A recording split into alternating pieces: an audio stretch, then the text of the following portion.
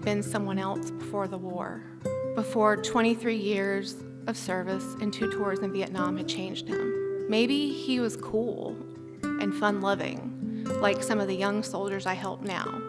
But I would never know that unless I asked him. Blind, I completed over 50 marathons, cycled across America and Europe, summited Mount Kilimanjaro, and I fathered my 6-year-old daughter. I never thought about my own mortality. I never thought about what would happen when I deployed. I just, I'd go and I'd come back. But now I stood to lose something. And more importantly, my deployment could leave my sons without a mom. John survived Afghanistan. He then died in 5 feet of water in Hawaii. And I don't know what that's supposed to mean, but I know that it's wrong because that's not how soldiers are supposed to go.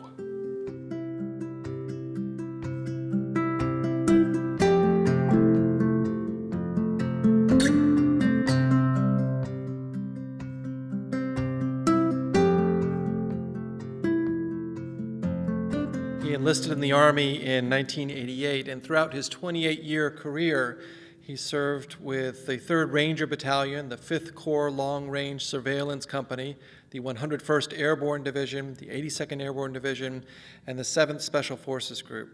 On September 2nd, 2006, he was gravely injured in Iraq when a mortar landed just a few feet away. The attack left him completely blind, took the lives of 2 men in his unit, and started him down a road of recovery.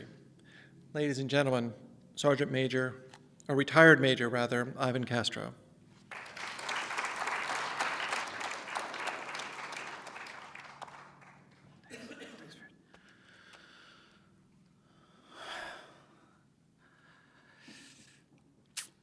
Thank you, David. What David said is true. My body was blown to pieces, but that wasn't the worst of all. The worst is that the mortar took the lives of 2 men in my unit. It took my family, my faith, my dreams. I became helpless when I'd always been the man that others counted on. And now I needed the help of others. But I was blessed with a team of top-notch medical professionals and the support of my command and friends. The rest was up to me. I didn't know it at the time, but on September 2nd, 2006, I began a spiritual journey. And it's been a journey through darkness. It's been 12 years that I lived in total darkness, and that darkness will never end. The first time I realized this new journey had begun, I was in a hospital bed at Bethesda Naval Medical Center, feeling sorry for myself. And honestly, I was wishing that I was dead, reliving in my mind the horrors of the past and the fear of the future. I thought about my family, my friends, my unit, realizing that I was still a father, a son, a brother, a husband, and I still had men deployed. I still had bills to pay and grass to cut. I didn't know what to do or how I'd do it. But I had responsibilities, and I had life left to live. I had to do something. I had to move forward. So lying there, I started to set goals.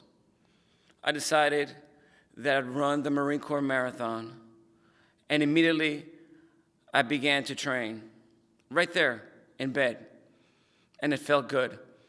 It felt good for the first time since being injured. I focused on something other than what I had lost, and I felt thankful. I started to notice the things that I did have, what I could do, and I was grateful to have a team of people helping me out.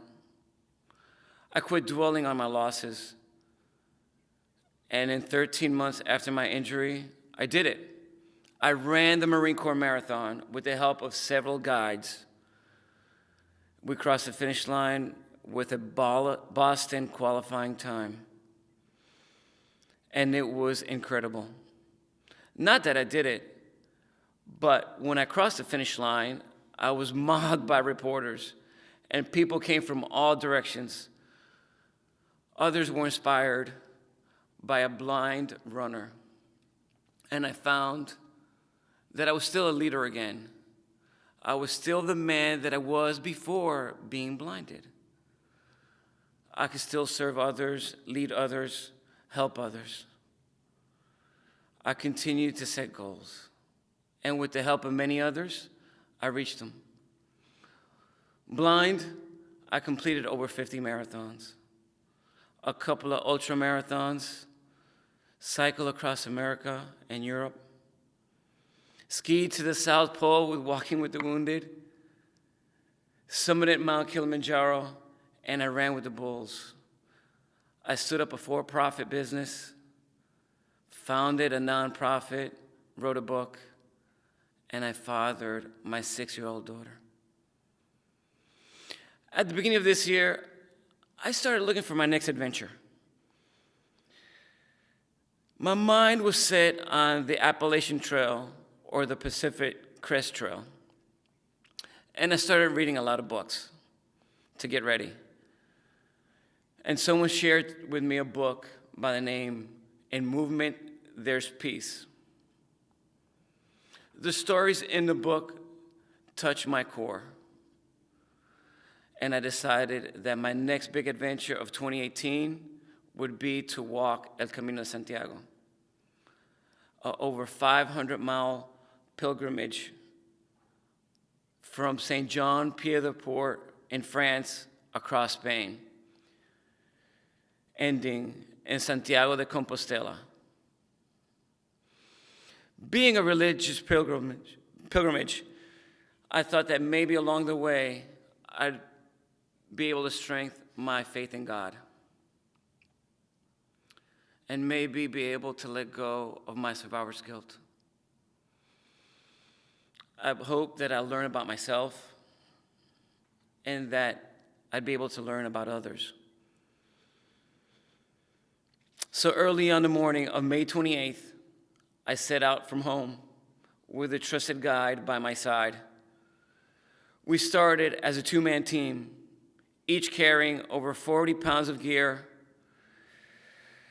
and 10 years of emotional pain and beating rain slapping us in the face. And within our first hours of walking, we befriended other pilgrims. And in the company of others, our packs, our hearts, and our burdens felt lighter. By 2 weeks into the journey, our regular team of 2 grown to 12. And dinner reservations became challenging. By the end of 30 days of walking, we needed dinner reservations for about 20 people each night. Our team had grown daily, and it was awesome. As we took steps together each day, we shared stories, laughs, dreams, and tears. Each pilgrim I met walked for their own reasons. Elizabeth was healing a broken heart. Aaron sought reconciliation from a cheating wife. Moji dealt with the grief of the death of her daughter. Children, parents, and grandparents all walked to spend time together. Some people walked looking for changes in their lives. Some wandered aimlessly, not knowing what they would find. We each had our own reasons for walking, but we had one common goal: to move forward. The days were simple. We awoke, we tied our shoes, donned our packs, found our team, and we put one foot in front of the other, and then moved forward. We left the past behind, enjoyed the day, walked, talked, and cared for each other. We did learn from each other so many things. I did learn how to start setting down the burden of survivor's guilt. Along the route, at its highest point, known as El Faro de la Cruz, I removed from my wrist the KIA bracelet that I had worn for the last 11 years. It bore the names of Justin Dries and Ralph Porras. I've worn it out and replaced it twice.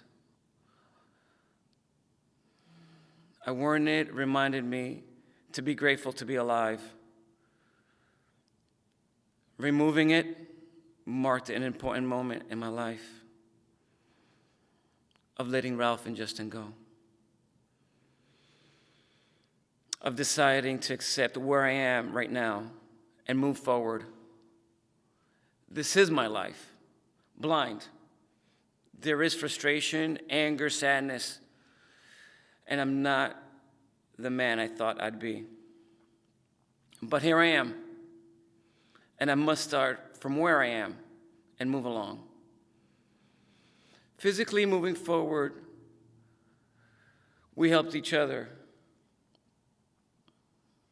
At times, we each led, we followed, we inspired each other, and found inspiration. When we reached the end of our pilgrimage, my burdens did feel less. My friends were more. My faith in God was strengthened. And it was incredible emotionally. Another accomplishment physically. An inspiration to many, I had been told. The blind man who walked over 500 miles and then went on to run with the bulls in Pamplona. But then I came home to the same old rut, the daily routines, which are actually my hardest times.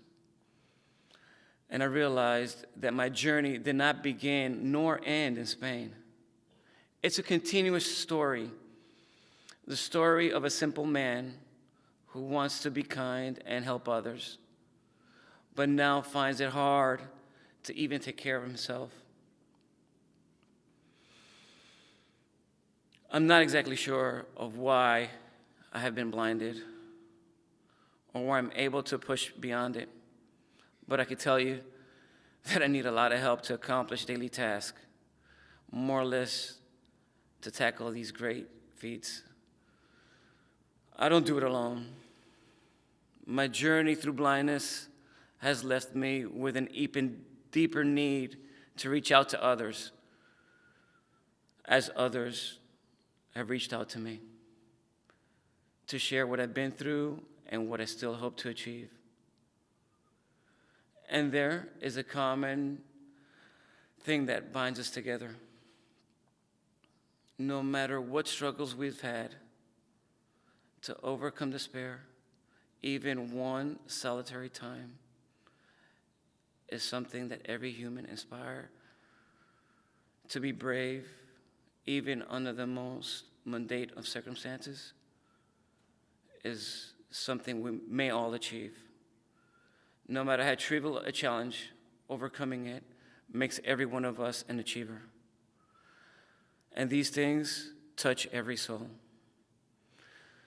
So I continue to achieve and move forward, for it is in forward motion that I'm able to appreciate today and look forward to better tomorrows. I leave you with this final thought. As you look forward, can you think of something specific that you can do in the next couple of weeks to really mess up your life? And if you say yes, then there's probably something also you could do to make it better.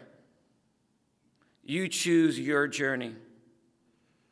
I'm choosing mine, and that is the journey to life. Thank you.